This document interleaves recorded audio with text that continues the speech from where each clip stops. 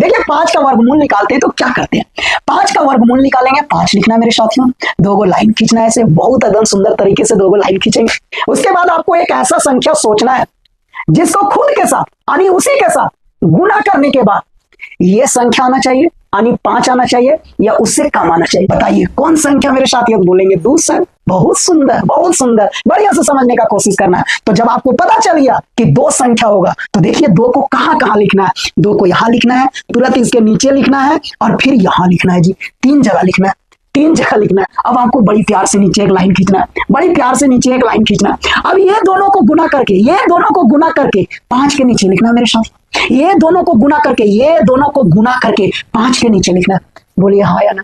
5 के नीचे लिखना है। बात समझ में आ रहा है? 5 के नीचे जैसे आप लिखें उसके बाद जो भी संख्या आया उसको 5 में घटाना है, उसको 5 में घटाना है। तो 5 में से 4 गया, कितना बचा मेरे साथियों? 5 में से 4 गया, कितना बचा? 1 बचा। कितना बचा? 1 बचा। अब इधर जो आप 2 गो 2 देख रहे हैं, ये 2 गो 2 आप देख रहे हैं, उसको क्या करना है? उसको जोड़ के लिखना है, उसको जोड़ के लिखना है। क्या करके लिखना है? जोड़ के लिखना है। तो 2 और 2 कितना हो गया मेरे साथियों? 4। 2 और 2 कितना हो गया? 4 हो गया। अब यहाँ 1 आ गया मेरे साथियों। अब आपको आगे और बढ़ाना है तो क्या करेंगे? कैसे आगे सॉल्व करेंगे मेरे साथियों? क्या करना है? दशमलव देना है। क्या करना है? दशमलव देना है। जैसे दशमलव देंगे ना, यहाँ 2 गो 0 बैठेगा। जैसे दशमलव देंगे ना, यहाँ 2 गो 0 बैठेगा। अब आपको सोचना है, क्या सोचना है? गौर से सुनना है, बढ़िया से समझने का कोशिश करना है। क्या सोचना है मेरे साथियों? ये सोचना है कि ये 4 है, ये तो 4 है मेरे साथियों। इसके बगल में कितना बैठाऊं? इसके बगल में कितना बैठाऊं? और जितना बैठाएंगे वही संख्या को ये दोनों के साथ गुना करेंगे। यहां जितना बैठाएंगे वही संख्या से ये दोनों को गुना करेंगे, दोनों को गुना करेंगे। 100 आना चाहिए या 100 से कम आना चाहिए। इसका मतलब कितना बैठाएंगे यहाँ? इसका मतलब कितना बैठाएंगे मेरे साथियों? 2 बैठाएंगे। कितना बैठाएंगे?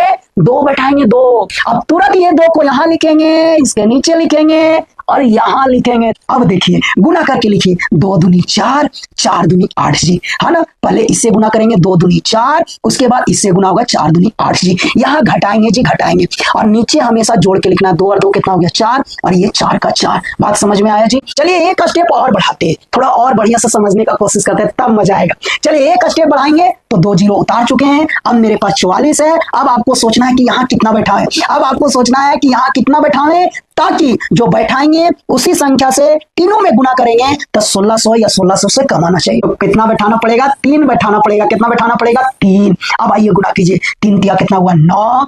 4 तिया कितना हुआ? 12। 4 तिया 12, एक हाथ वाला कितना हुआ? 13। चलिए घटाइए, चलिए यहाँ जोड़ के लीजिए। 3 और 3 कितना हो गया? 6। 4 4 यहाँ लिख दीजिए जी 3, यहाँ लिख दीजिए 3। तो 5 का वर्गमूल का आंसर, 5 का वर्गमूल का फाइनल आंसर कितना आ गया? 2।